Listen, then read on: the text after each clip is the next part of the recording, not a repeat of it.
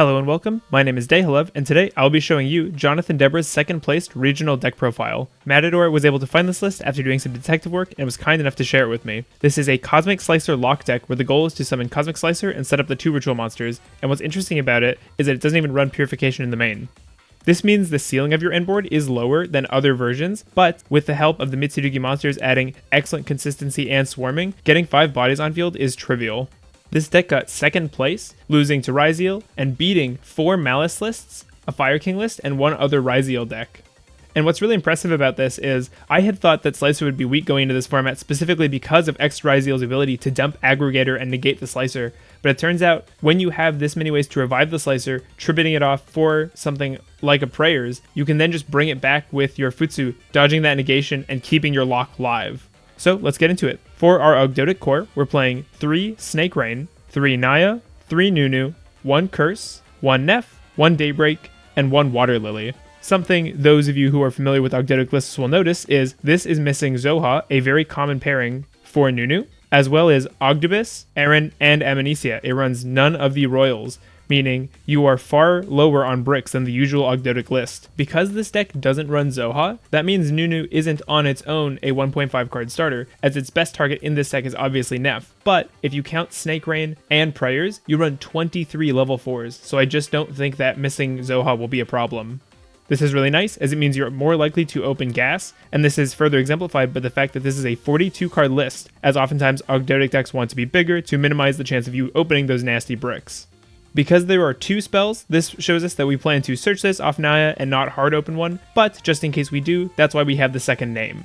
Now, for our generic searcher, we actually run 3 Manju. This, on normal or flip, searches a ritual monster or a ritual spell, meaning you're able to kind of fix your hand depending on which one you open with. It has 1 Ame, 1 Futsu, 3 Saji, 1 Kusanagi, 1 Night Sword, 3 Prayers, and 3 Ritual. Again, this deck is missing in the main at least that Great Purification, meaning going first your board is a little worse, but going second you're more consistent. And instead of running the second Ame, you're instead playing 3 Manju so that you can have those when you want them. Manju is also really nice because it's level 4, meaning in conjunction with Nunu, it is full Ogdoadic combo as well as getting you any ritual monster or spell. This is a distinct advantage over the Herald and Nadir engine, neither of which provide a level 4 in case they get stopped. For our only trap in the main, we play Planet Pollutant Virus. This is the key card in the Slicer lock, allowing you to tribute that Shock Trooper and place 8 counters on all monsters your opponent summon, as well as a quick board wipe.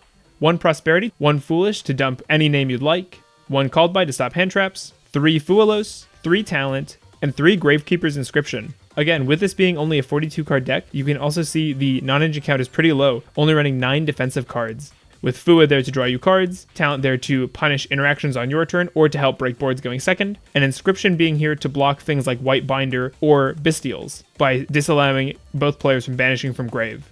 While this means you won't be able to draw with Lizardos or use the send from deck effect of Daybreak once it's in the grave, neither of these is meaningful enough to prevent you from actually playing.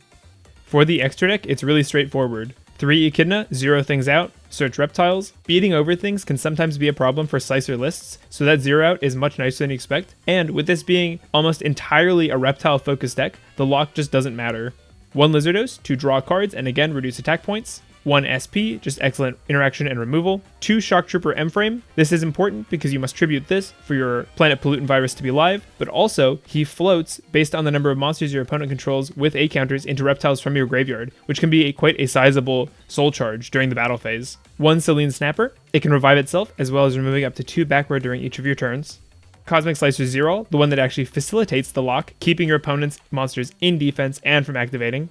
1 Goddess as an out to towers and other problematic bosses. 3 King of the Feral Imps, gotta have that consistency. And 1 Typhon, just as a going second card.